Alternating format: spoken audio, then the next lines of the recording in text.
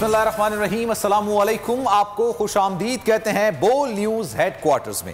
मैं हूं आपके साथ सलमान मिर्जा। मैं हूं महविश तबस्सुम और मैं हूं सहरिश जुहेब। हेडलाइंस आपने जानी, बुलेटिन का आगाज करेंगे और आज के बुलेटिन में आपको बता पाकिस्तानियों के लिए बड़ी खुशखबरी लेकिन थोड़ी किरकिरी। हुकूमत ने पेट्रोल की कीमत में 5 रुपए कमी कर दी है। नोटिफिकेशन के बाद पेट्रोल की नई कीमत 140 रुपए 82 पैसे हो गई है। डीजल 7 रुपए सस्ता हो गया है। आलमी मार्केट के हिसाब से पेट्रोल की कीमत में 10 रुपए तक की कमी की तजवीज की गई थी।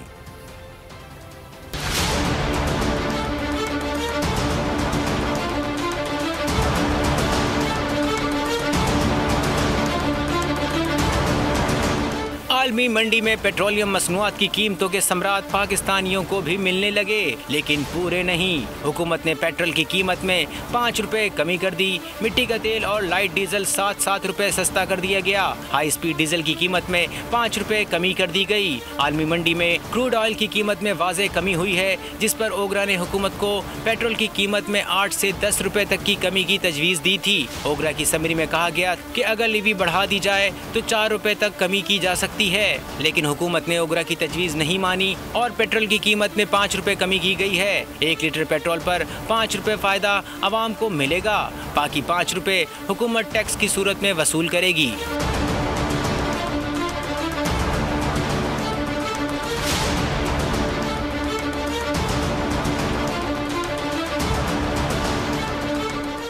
बनी गाला की रिहाइश का खर्चा कौन उठाता था? जस्टिस रिटायर्ड वजीउद्दीन के बयान ने तनाज़ा खड़ा कर दिया। जहांगीर तरीन इमरान खान के घर के अखराजात पूरे करने के लिए 30 लाख रुपए माहाना अदा करते थे।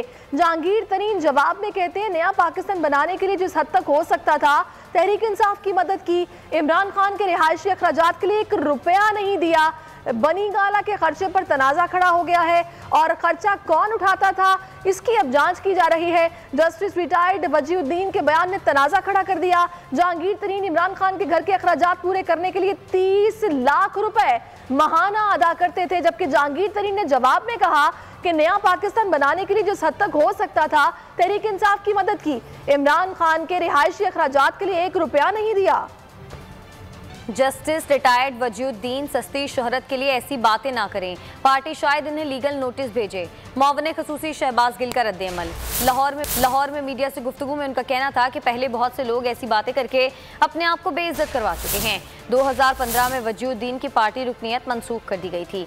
इमरान खान का ताल्लुक मुतवस्सित घराने से है।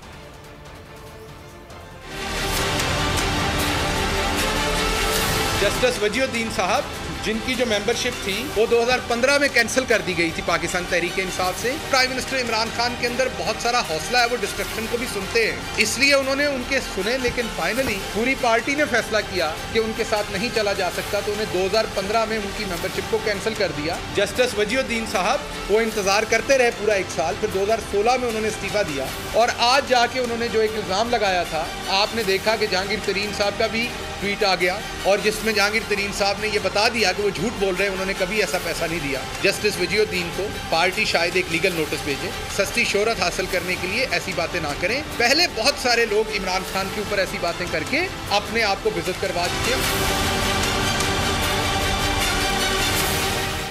इलेक्शन कमीशन ने डस्का के ज़िमनी इंतखाब से मुतालिक रिपोर्ट पर तहकीकाती कमेटी कायम कर दी है। नोटिफिकेशन में कहा गया है कि तहकीकाती कमेटी वाक़े में मुलविस अफसरान के तर्ज अमल की जांच पड़ताल करेगी। तहकीकाती कमेटी के कन्वीनर एडिशनल सेक्रेटरी मंजूर अख्तर मलिक होंगे। हारून शनवारी, सायमा तारिक जंजुआ, इसके अलावा दीगर कमेटी के रुकन होंगे। अंजुम बशीर शेख और वक्कास अहमद मलिक कमेटी में महकमाना नुमाइंदगी होंगे। अब कुछ बाय इलेक्शन की बात करते हैं। खानेवाल में ज़िमनी इलेक्शन से पहले सियासी पारा हाई हो गया। पीपल्स पार्टी के उम्मीदवार के घर पर गुज़श्ता रोज हमले के बाद मुकदमे में नामजद लीगी रहनुमाओं ने हिफाजती जमानतें हासिल कर लीं।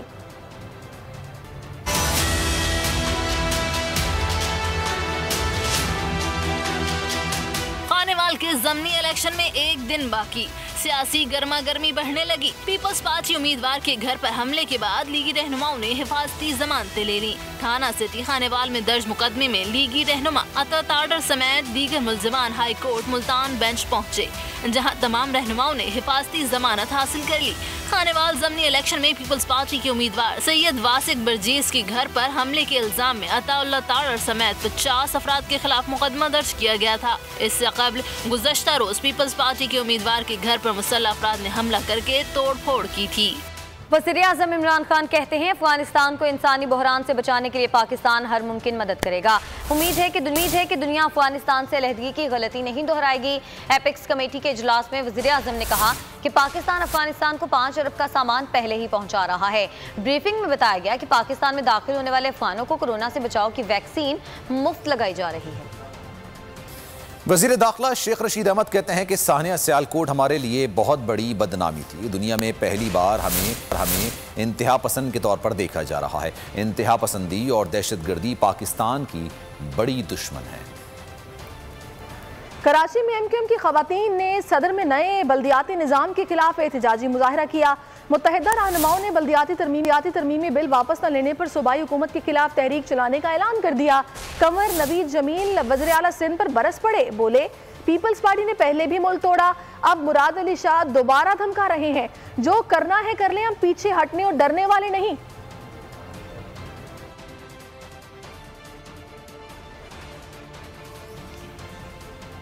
पीपल्स पार्टी और एमक्यूएम की जानिब से एक दूसरे पर दहशतगर्दी और लसानियत फैलाने के इल्जाम जारी हैं। सूबाई वजीर सईद गनी ने कहा कि एमक्यूएम वाले गोलियां चलाते और बोरियां बंद करते थे।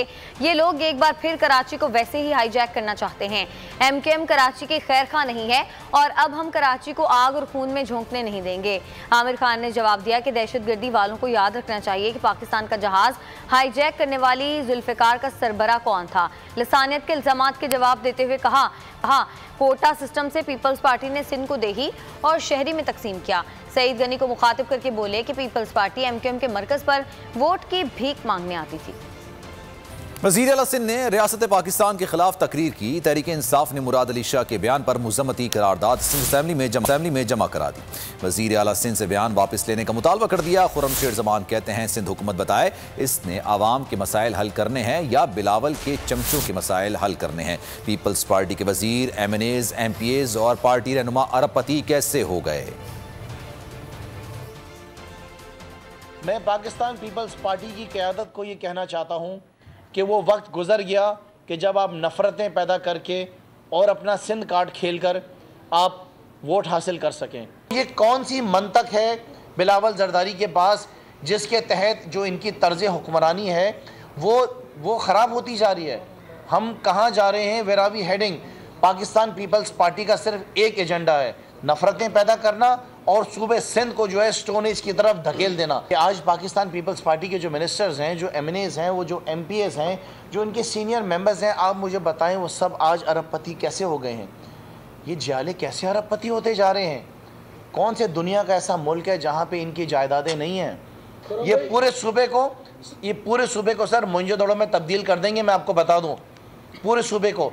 ये पीपल्स पार्टी इस वक्त एक कैंसर की शक्ल इख्तियार कर गया है सूबे सिंध के अंदर। कैंसर की शक्ल आजकल जैसे नहीं, अल्लाह माफ़ करे, हर 10 में से 6-7 लोगों को कैंसर। ये कैंसर बन गए सूबे सिंध के लिए कि अगर हमने ये इंतज़ार किया कि 2023 में हम इलेक्शन लड़ेंगे, मुकाबला करेंगे, सिंध में हुकूमत बनाएंगे, ये सिंध हुकूमत 2023 तक सूबे सिंध का काम तमाम कर देगी।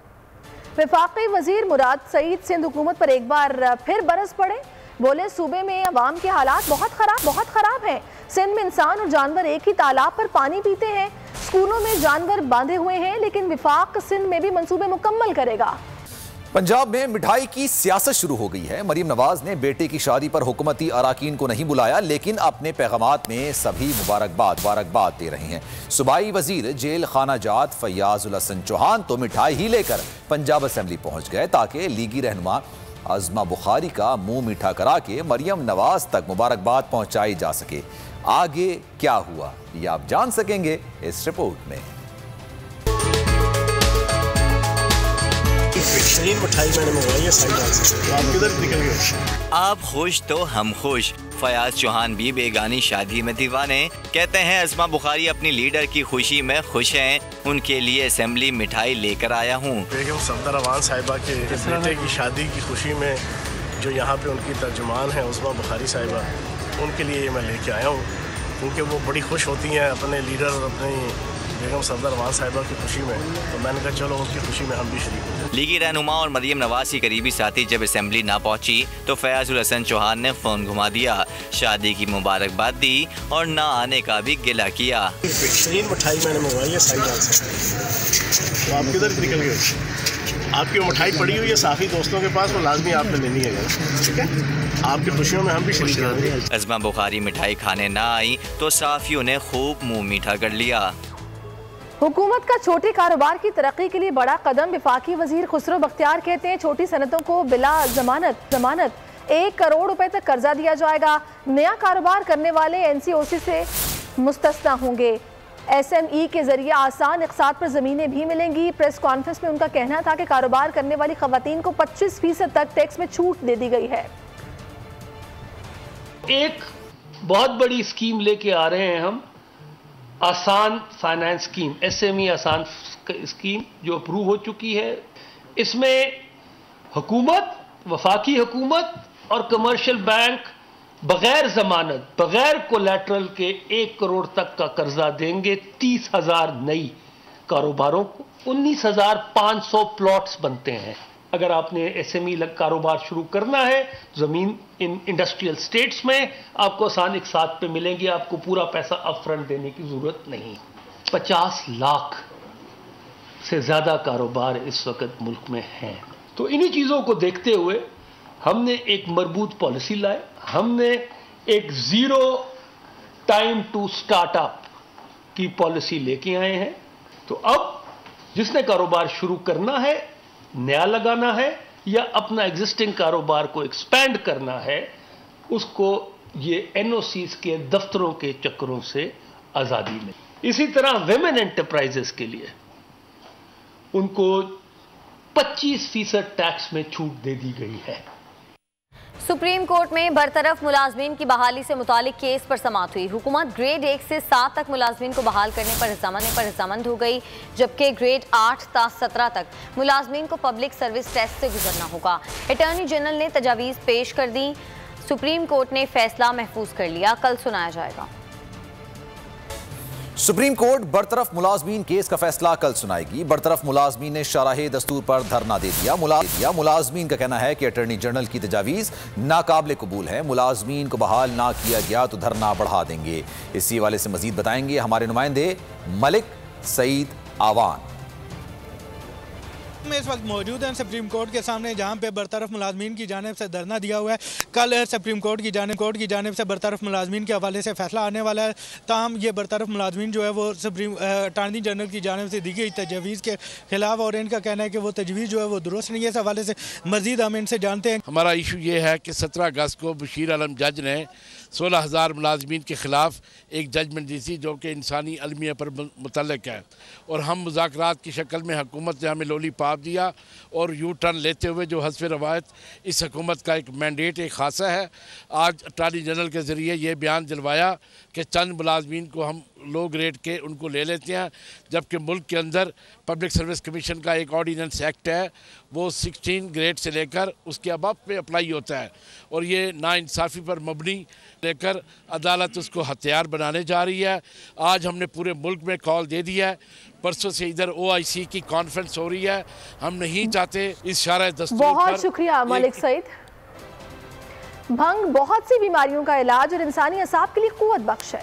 मुख्तलिफ ममालिक में भंग को दवा के तौर पर इस्तेमाल किया जाता है। अगर भंग और हेरोइन की सज़ा अलग अलग की जा रही है तो खुशाइंद है। मनशियात के मुल्जिमान की सज़ाओं से मुतालिक केस में सुप्रीम कोर्ट के रिमार्क्स। अदालत उज़्मा ने मुआविनीन को तहरीरी मारूज़ात जमा कराने का हुक्म दे दिया। सब्सक्राइब करें और बेल दबाएं ताकि कोई खबर रह न जाए।